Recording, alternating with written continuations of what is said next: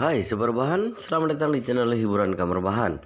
Armin akan membacakan kelanjutan sebuah cerita novel yang sangat seru, yang sangat menarik, yang sangat menghibur, yang sangat layak untuk diikuti dari awal hingga akhir. Sebuah cerita novel yang berjudul The Story of Ye Chen. Tetapi sebelum melanjutkannya, pastikan kalian sudah subscribe channel ini dan aktifkan lonceng notifikasinya agar tidak ketinggalan jika Armin upload berita baru. Jika kalian menyukai cerita seperti ini, jangan lupa like, jika berkenan share juga ke teman-teman lainnya agar teman-teman lainnya juga mendapatkan informasi dan hiburan di channel ini. Baik, kita lanjutkan di part ke-409 bertepatan dengan bab ke-1968. Petugas polisi dari kepolisian Tokyo tidak peduli apapun. Mereka langsung mengirim ratusan polisi untuk pergi ke Kabupaten Nishitama. Mereka berpikir untuk mengisolasi jalan masuk dan keluar pegunungan. Pihak polisi Tokyo juga mengirimkan 6 helikopter ke daerah pegunungan Kabupaten Nishitama untuk menemukan keberadaan Song Wanting sesegera mungkin. Itu Nanako dengan cepat mendapat berita itu. Dia jadi segera memerintahkan ninja yang dia kirim untuk menjaga kerahasiaan mereka dan mencoba untuk tidak melakukan kontak langsung dengan pihak kepolisian. Pukul 2.30 pagi waktu Tokyo. Setelah melewati beberapa pegunungan, ninja keluarga itu mencium bau terbakar di dekat kejadian yang sudah dibersihkan oleh si pembunuh. Kemudian mereka mengikuti bau ini dan menemukan lembah di bawah. Di tengah perjalanan mereka menemukan jasad Chen Yan, asisten Song Wanting. Jasad Chen yang telah terlempar keluar dan menjadi hancur mengerikan. Mereka segera menyampaikan berita itu kepada Itu Nanaku terkejut dan segera memerintahkan mereka lihat apakah wajahnya masih dapat dikenali. Kemudian cari foto Song Wanting di internet. Lihat apakah itu orang yang sama. Setelah mengidentifikasi, kepala ninja berkata kepada Itu Nanaku, "Nona, mayat ini bukan milik Nona Song. Kami akan terus mencarinya." Itu Nanaku menghela napas lega, berkata dengan tergesa-gesa, "Cepat telusuri lagi." Ninja itu berkata, "Nona, ada yang ingin ku sampaikan kepadamu." Itu Nanaku buru-buru berkata, "Iya, katakan saja." Ninja itu berkata, "Tebing ini setidaknya setinggi ratusan meter. Kami baru sampai di pertengahan jalan. Dari jasad wanita tadi, kami bisa melihat bahwa mobil itu berguling jatuh ke bawah, mendapat pukulan yang besar. Jadi kemungkinan besar orang-orang di dalam tidak akan selamat. Dan jauh di bawah tercium bau terbakar. Ini membuktikan bahwa mobil terbakar dengan sendirinya setelah jatuh ke bawah. Kemungkinan untuk selamat menjadi semakin kecil. Bahkan seorang ninja hebat pun juga sulit menyelamatkan diri jika mengalami kasus seperti ini." Hati Itu Nanaku terasa berat. Ia buru-buru berkata, "Iya, aku tahu. Kalian turun untuk melihat kondisi dulu dan laporkan kepadaku." Kepala ninja berkata, "Nona, sinyal ponsel kami sangat tidak stabil sekarang. Jika kami turun lebih jauh, mungkin tidak akan mendapatkan sinyal. Kami mungkin akan kehilangan kontak untuk sementara waktu. Kamu tidak perlu panik. Begitu ada petunjuk, kami akan segera naik untuk melaporkan kepadamu." Itu Nanaku segera berkata, "Baik, lihat apa yang terjadi. Jika menemukan jasad Nona Song, segera beritahu aku. Jika tidak menemukan jasadnya, maka masih ada kemungkinan bahwa Nona Song masih hidup. Carilah di sekitar." "Baik Nona, kami akan turun sekarang juga." Segera sebelum ninja melompat turun dengan cepat. Kelompok orang ini masih memiliki penglihatan yang sangat baik di tengah malam dan mereka sangat mudah untuk berjalan di tebing dan lereng yang curam. Mereka masih dapat menemukan pijakan dengan aman, cepat dan akurat, dan mereka segera mencapai dasar lembah. Di dasar lembah saat ini mobil Song Wanting sudah habis terbakar. Salju musim dingin menumpuk di lembah memastikan bahwa bahan bakar yang dibocorkan mobil itu tidak menyebabkan kebakaran gunung. Tapi meski demikian, salju yang meleleh saat terbakar membentuk sungai kecil di bawah. Ada 2 mayat yang hangus terbakar di dalam mobil itu. Mayat itu hampir berubah menjadi debu yang akan menghilang begitu angin meniup, dan jika disentuh dengan tangan mungkin akan berubah menjadi abu. Secara garis besar dapat dipastikan ada 2 mayat dalam mobil, seorang pria dan seorang wanita. Namun mayat wanita itu benar-benar tidak dapat diidentifikasi. Salah satu ninja menghela napas. "Bos, orangnya sudah terbakar seperti ini." Bahkan Dewa Amaterasu juga tidak dapat menyelamatkannya. Ayo kita naik untuk mencari sinyal agar agar bisa melaporkannya pada Nona. Kepala ninja itu hendak mengangguk, tiba-tiba ia melihat jejak di tanah melalui cahaya yang redup. Dia segera terlungkup dan mencium tanah. Ia menyentuh permukaan dengan tangannya. Ia merasakan tingkat kekerasan yang berbeda dengan tempat lain. Ia berseru, ini adalah jejak yang baru. Masih ada yang hidup. Pukul 2.30 pagi, waktu Tokyo, pesawat pribadi Chen mendarat di Bandara Narita. Kali ini dia tidak membawa siapapun, dia datang seorang diri dari Tokyo. Sepanjang jalan, karena hanya ada jaringan nirkabel di pesawat, tidak ada jaringan komunikasi, jadi Chen terus terhubung ke jaringan nirkabel di pesawat. Dia terus menatap foto profil Song Wanting, berharap dia bisa mengirim pesan. Namun Song Wanting terus tidak mengirimkan pesan. Setelah penerbangan selama lebih dari 2 jam, Chen sangat cemas dan dia semakin khawatir. Dia terus membayangkan kemungkinan terburuk jika Song Wanting benar-benar telah meninggal. Lalu apa yang harus dilakukan? Kedatangannya kali ini ia membawa pil permajaan. Namun walau pil itu ajaib, namun juga tidak dapat menghidupkan sesuatu yang telah mati. Jika benar-benar sudah meninggal, maka pil permajaan sebanyak apapun juga tidak akan membuahkan hasil. Dan dalam kitab 9 misteri ada pembahasan mengenai pil tingkat yang lebih tinggi. Informasinya sangat dalam. Chen tidak memahaminya sama sekali. Ia juga tidak memiliki kemampuan itu. Jadi dia hanya bisa terus berdoa semoga Song Wanting masih hidup. Atau bahkan jika dia masih tersisa napas terakhir, dirinya juga bisa menyelamatkannya. Setelah turun dari pesawat, Chen melewati bea cukai secepat mungkin. Kemudian dia melihat Ito Nanako sudah menunggu di pintu keluar. Melihat Chen, hatinya penuh dengan kegembiraan. Dia berlari cepat ke arahnya, tatapan penuh dengan kegembiraan dan kekaguman. Chen-kun, kamu sudah sampai. Chen mengangguk dan bertanya, Nanako, apakah pasukanmu sudah menemukannya? Itu Nanako buru-buru berkata, ninja yang aku kirim baru saja melaporkan padaku. Mereka mengatakan bahwa mereka telah menemukan mobil Nona Song. Mereka menemukan 3 mayat, 3 jasad, 1 orang pria dan 2 orang wanita. Apa? Chen merasa hatinya berdengung dan berkata, apakah identitas mayat telah dikonfirmasi? Itu Nanako dengan cepat menjelaskan, jasad pria itu adalah sopir Nona Song. 2 jasad wanita itu salah satunya sudah dipastikan bukan Nona Song, namun yang satunya lagi duduk di posisi depan mobil dan telah terbakar. Tidak dapat dipastikan identitasnya. Namun karena dia duduk di posisi depan, jadi aku menebak itu seharusnya bukan Nona Song. Chen buru-buru bertanya lagi, masih ada orang lain di tempat kejadian? Jika tidak ada orang lain di tempat kejadian, lalu kemana Wanting pergi? Mungkinkah jasad yang terbakar itu adalah dia? Itu Nanako berkata lagi, begini Chen-kun, ninja memberitahuku bahwa dia menemukan jejak kaki yang bau di tempat kejadian. Seharusnya ada orang yang melarikan diri sebelum mobil terbakar.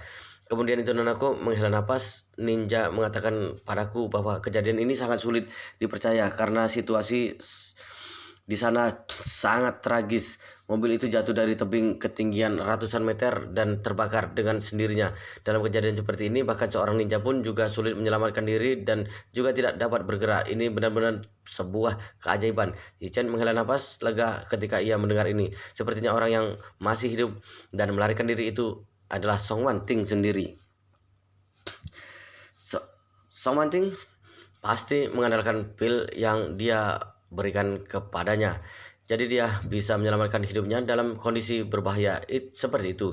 Jadi Chen buru-buru bertanya lagi, Nanako, apa pasukanmu sudah menemukan keberadaan Song Wanting?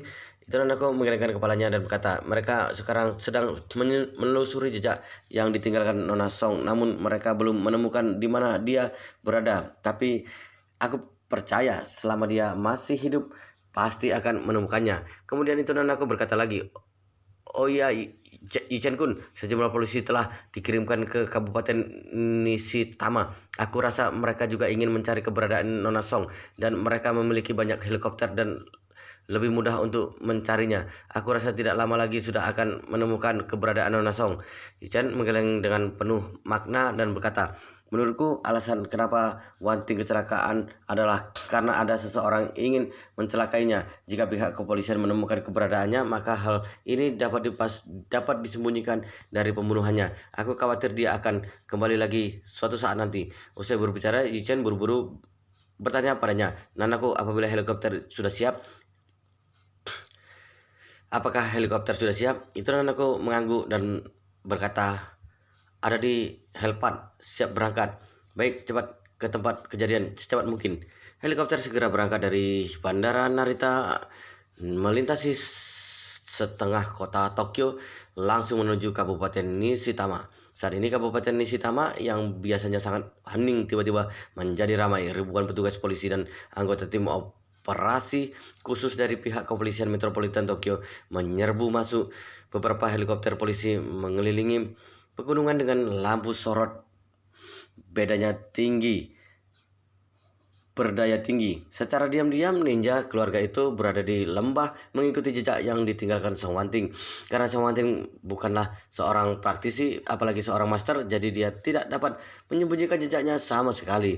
Ninja yang dipimpinnya sangat pandai. Sambil mengejar jejak yang ditinggalkan Song Wanting, ia tidak lupa memerintahkan orang untuk menghilangkan jejak yang ditinggalkan Song Wanting sedikit demi sedikit.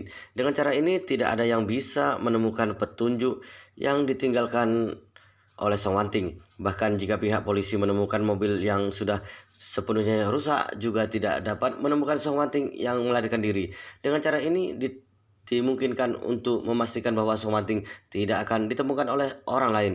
Sangat banyak orang dari pihak kepolisian dan ada helikopter yang mencari dari ketinggian, jadi tidak membutuhkan waktu yang lama. Mereka sudah menemukan mobil Song Wanting yang mengalami kecelakaan. Kemudian beberapa helikopter melaju menuju lembah di mana kecelakaan itu terjadi. Puluhan pasukan khusus dengan peluru tajam turun dari helikopter. Ketika pasukan ini turun, mereka segera melindungi tempat kejadian dengan ketat. Pertama-tama mereka memeriksa tempat kejadian dan memastikan bahwa ada 2 orang yang meninggal di dalam mobil. Kemudian mereka menelusuri sekitar kejadian. Di pertengahan pegunungan, mereka menemukan jasad Chen Yan, asisten Song Wanting. Jadi penanggung jawab mereka segera melapor ke markas besar melalui protofon. "Kami sudah menemukan tempat kejadian. Mobil ini persis mobil dalam rekaman video CCTV. Ditemukan 3 jasad. Salah satunya dipastikan adalah asisten perempuan Song Wanting yang bernama Chen. 2 lainnya telah menjadi abu. Hanya dapat diidentifikasi sebagai seorang pria dan seorang wanita saja, namun tidak dapat dikonfirmasi identitasnya." Tempat kejadian buru-buru Komandan tempat kejadian buru-buru bertanya melalui protofon, "Apakah masih ada petunjuk lain di tempat kejadian?"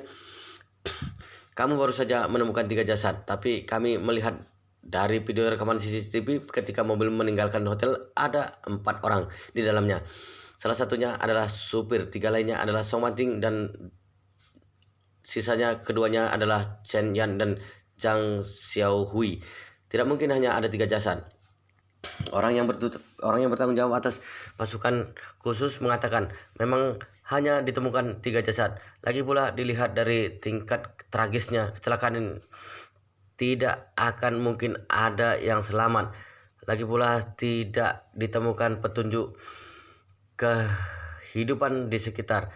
Komandan itu berkata dengan suara yang bingung, "Ini tidak benar. 4 orang yang memasuki mobil. Kenapa hanya tersisa 3 saja? Kemana satunya lagi?"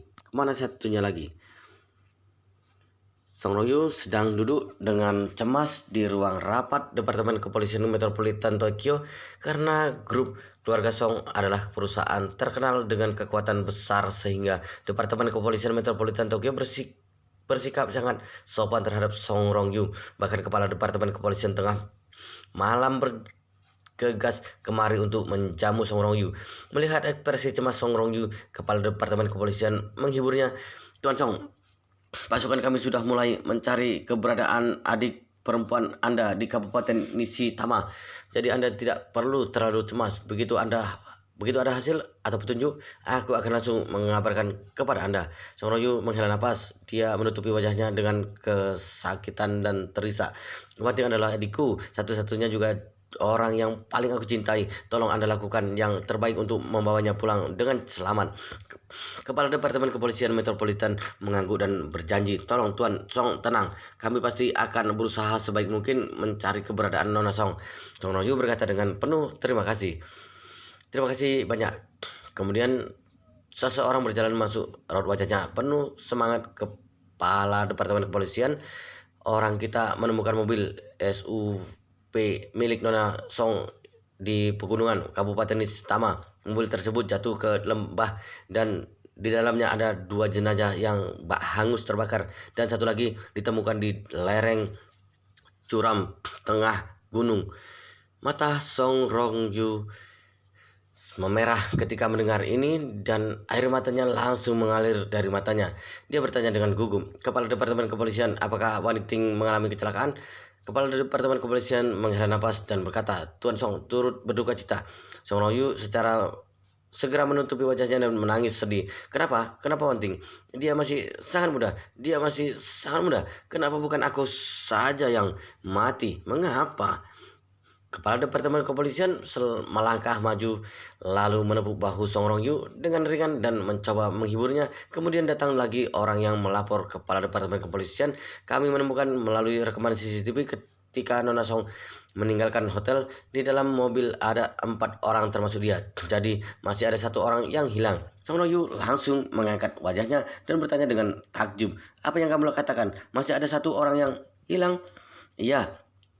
Orang tersebut buru-buru berkata, di dalam mobil ada 4 orang, tapi hanya 3 mayat. Masih ada 1 orang yang lagi yang belum ditemukan. Petunjuk apapun dan kami curiga orang yang hilang itu adalah Nona Song. Apa? Song Rongyu sangat gugup hingga langsung bertanya, apakah ada bukti kalau orang yang hilang itu adalah adikku? Apakah kalian sudah memastikan identitas mayat yang mati di tengah gunung? Selain itu 2 mayat hangus di dalam mobil. Tidak ada dia. Orang itu menjelaskan, begini Tuan Song, mayat di tengah gunung sudah berhasil diidentifikasi, yaitu asisten Nona Song, Chen Yan. Mengenai 2 mayat yang hangus, setelah kami bandingkan dengan hasil rekaman CCTV ketika mobil SUV tersebut meninggalkan Tokyo, satu-satunya pria duduk di kursi pengemudi dan yang duduk di kursi di sebelahnya adalah asisten Nona Song yang lainnya, Zhang Xiaohui. Ketika Nona Song naik ke mobil, dia dan asistennya yang lain, Chen Yan, duduk di belakang. Kemudian orang itu melanjutkan lagi. Jadi dapat diketahui kalau mayat hangus yang duduk di sebelah pengemudi adalah Zhang Xiaohui. Kecuali Nona Song bertukar posisi dengan Zhang Xiaohui di tengah jalan. Tetapi kami pikir kemungkinan ini sangat kecil. Kepala Departemen Kepolisian pada saat ini berkata, sekarang sudah berhasil mengkonfirmasi mayat Chen Yan sudah ditemukan. 2 mayat lainnya kemungkinan adalah supir dan Zhang Xiaohui. Kalau begitu kemungkinan besar Nona Song masih hidup. Song Rongyu hampir pingsan mendengar ini. Dia berkata dengan sangat gugup dalam hidup. Ada apa? Apa sebenarnya yang terjadi? Mengapa seorang Wanting masih hidup? Bukankah orang-orang Hashimoto Jinxian sangat yakin kalau Song Wanting sudah hancur ke lembah dengan mobilnya? Mengapa dia malah menghilang? Jadi dia buru-buru berdiri dan berseru bertanya, apakah sudah menemukan keberadaan adikku atau menemukan petunjuk berharga? Orang yang datang melapor menggelengkan kepalanya dan berkata, masalah sekarang ini sedikit rumit dan sedikit tidak konsisten. Di tempat kejadian tidak menemukan jejak Nona Song, juga tidak menemukan jejak orang lain yang masih hidup. Tapi kami juga tidak menemukan petunjuk apakah Nona Song turun dari mobil lebih awal, sehingga sekarang semuanya masih belum jelas. Song Rongyu merasa sedikit ketakutan sekarang. Jika Song Wanting sudah mati, maka semuanya dapat diselesaikan dengan mudah. Meskipun Departemen Kepolisian Metropolitan Tokyo mengetahui dia mati karena dibunuh juga Aku tidak perlu khawatir. Lagi pula bukan aku yang melakukannya. Sepertinya tidak mungkin bisa diketahui. Ketika kepolisian Metropolitan Tokyo bisa melanjutkan penyelidikan, aku akan membawa tubuh Song Wanting kembali untuk dimakamkan. Kemudian setelah membereskan para orang tua, keluarga Song adalah milikku dan ayah. Namun, jika Song Wanting tidak mati, maka semua ini tidak ada gunanya. Meskipun Song Wanting tidak tahu aku yang diam-diam mencelakainya, selama dia bisa kembali ke Jinling hidup-hidup, maka kelak dia pasti akan menjadi waspada. Jika demikian, tidak akan mudah untuk menyingkirkannya. Dia tidak bisa tunduk. Dia tidak bisa duduk dengan tenang memikirkan hal ini, lalu berkata, "Semuanya, aku ingin mencari udara segar." Kepala Departemen Kepolisian buru-buru mengganggu. "Tuan Song, silakan." Song Rongyu segera berjalan keluar sampai ke tangga yang sunyi lalu memutar nomor telepon Hashimoto Shinshian. "Hahaha, Tuan Song, kamu sekarang pasti sedang di Departemen Kepolisian Metropolitan Tokyo kan?" Song Rongyu berkata dengan dingin. "Tuan Hashimoto, orang-orang di Departemen Kepolisian Metropolitan Tokyo memberitahuku kalau adikku menghilang. Apa sebenarnya yang terjadi?" Hashimoto Shinshian bertanya. Keheranan. "Apa yang kamu katakan? Hilang? Menghilang bagaimana?" Song Rongyu mengatakan gigi dan berteriak. "Menghilang begitu saja, tanpa alasan. Siapapun tidak ada yang tahu dia kemana. Sekarang tidak bisa menemukannya, juga tidak bisa menemukan mayatnya." Hashimoto Jinshan bergumam. Ini tidak benar. Bawahanku jelas sudah menabrak mobil yang dia tumpangi sampai terjatuh ke lembah. Menurut mereka, hanya butuh 1 menit untuk mobil itu jatuh ke dasar lembah. Meskipun Dewi Amaterasu juga tidak akan bisa melarikan diri. Song Rongyu berkata dengan marah, "Jangan berbicara omong kosong denganku. Dewi Amaterasu, kalian tidak bisa melarikan diri, tapi adikku bisa melarikan diri. Orang-orang di Departemen Kepolisian tidak menemukan mayatnya. Dia sama sekali tidak berada di tempat kejadian." Hashimoto Jishian juga menjadi gugup dan berkata dengan suara gemetar, "Ini tidak benar. Aku memiliki video yang direkam oleh bawahanku. Di video terlihat kalau adik perempuanmu jelas berada di dalam mobil." Song Rongyu bertanya dengan marah. "Dia masih berada dalam mobil saat tabrakan, lalu menghilang ketika jatuh di dasar lembah. Jadi tolong jawab aku, kemana sebenarnya dia pergi?" Hashimoto Jishian berkata dengan putus asa, Dia seharusnya sudah mati. Tidak mungkin ada seorang pun yang dapat bertahan hidup jatuh dari ketinggian itu." Song Rongyu bertanya, "Jika dia sudah mati, apakah mayatnya bisa berjalan sendiri?" Hashimoto Jishian berkata dengan ragu-ragu, Ini aku tidak tahu." Song Rongyu menggeram. "Jadi hanya ada satu kemungkinan, dia pasti berhasil lolos. Aku tidak peduli cara apapun yang kamu gunakan. Cepat cari dia, kemudian segera bunuh dia. Kalau masalah ini sampai terungkap, kita berdua akan celaka." Wow, luar biasa sekali guys, ceritanya sangat seru, sangat menarik, sangat menghibur, sangat membuat penasaran jika tidak mengetahui cerita kelanjutannya. Tetapi sepertinya di bab ini, di video ini sampai di sini dulu. Kita akan lanjutkan di bab berikutnya di video selanjutnya. Pastikan kalian sudah subscribe channel ini dan aktifkan lonceng notifikasinya agar tidak ketinggalan jika admin upload video terbaru. Jika kalian menyukai cerita seperti ini, jangan lupa like, jika berkenan share juga ke teman-teman lainnya agar teman-teman lainnya juga mendapatkan informasi dan hiburan di channel ini. Baik, kita lanjutkan di part berikutnya di video selanjutnya.